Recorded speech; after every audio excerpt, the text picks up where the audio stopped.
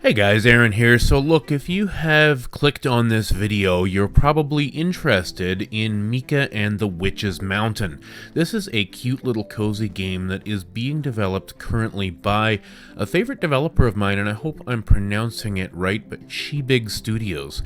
They are famous for doing Summer in Mara, which is one of the first games that I ever covered on this channel.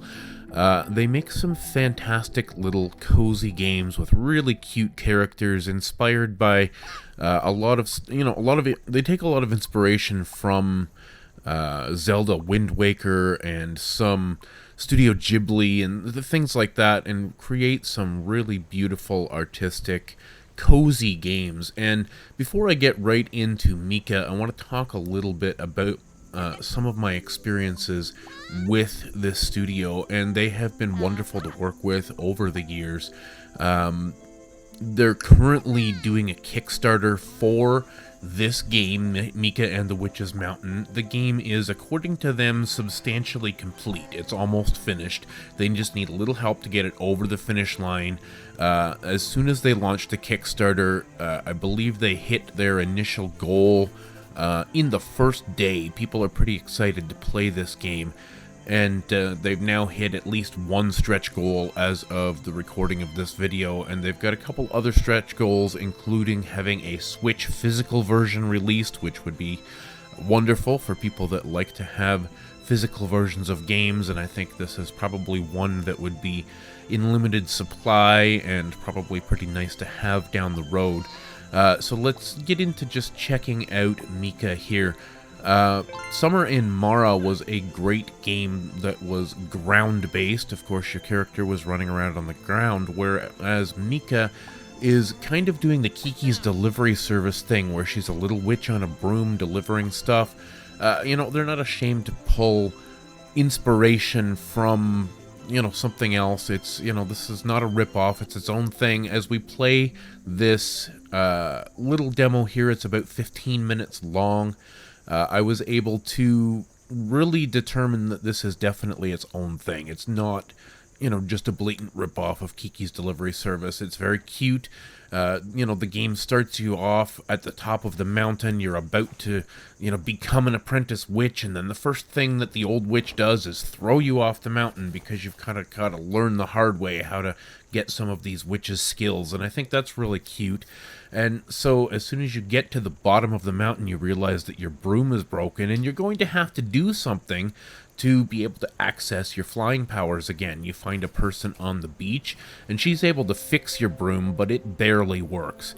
And it's really interesting. The flying mechanics in this game are really well tuned. It's got, as your broom gets better, your flying skills get better, and that's kind of neat. You can feel that in the controller. This game was recommended to play on a gamepad. I chose to use an Xbox Series controller, which is what I use for most of my PC games, and it ran flawlessly. It worked great.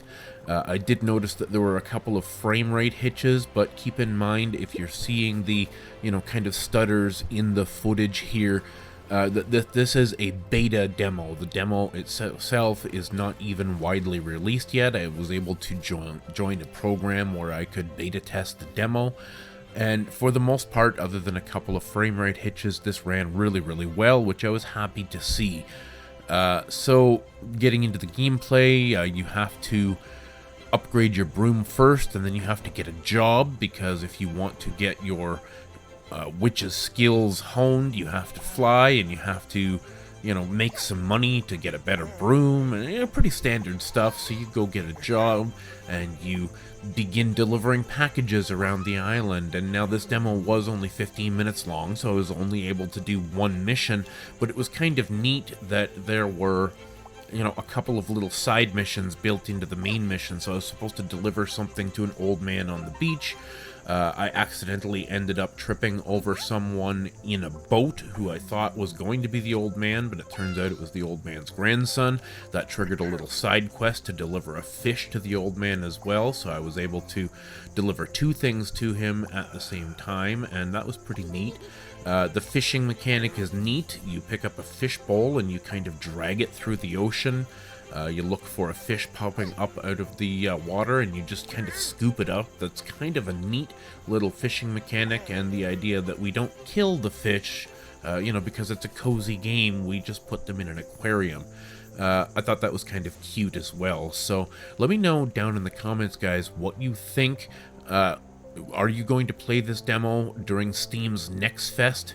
I would highly recommend it. It's compact, 15 minutes, and I would say the highlight of this game is the flight mechanics. It actually feels really neat. It's got a floaty mechanic to it. It's a boost button on your R1 that sort of gives you a boost of power that bumps you up, and that is on sort of a cooldown, and I assume as your broom gets more and more powerful, the cooldown will be shorter and the boost will be higher in terms of getting up and over things that are taller and that sort of thing. But let me know down in the comments below if this is a game that you would be interested in, if you're a fan of cozy games in general. Thanks so much for watching.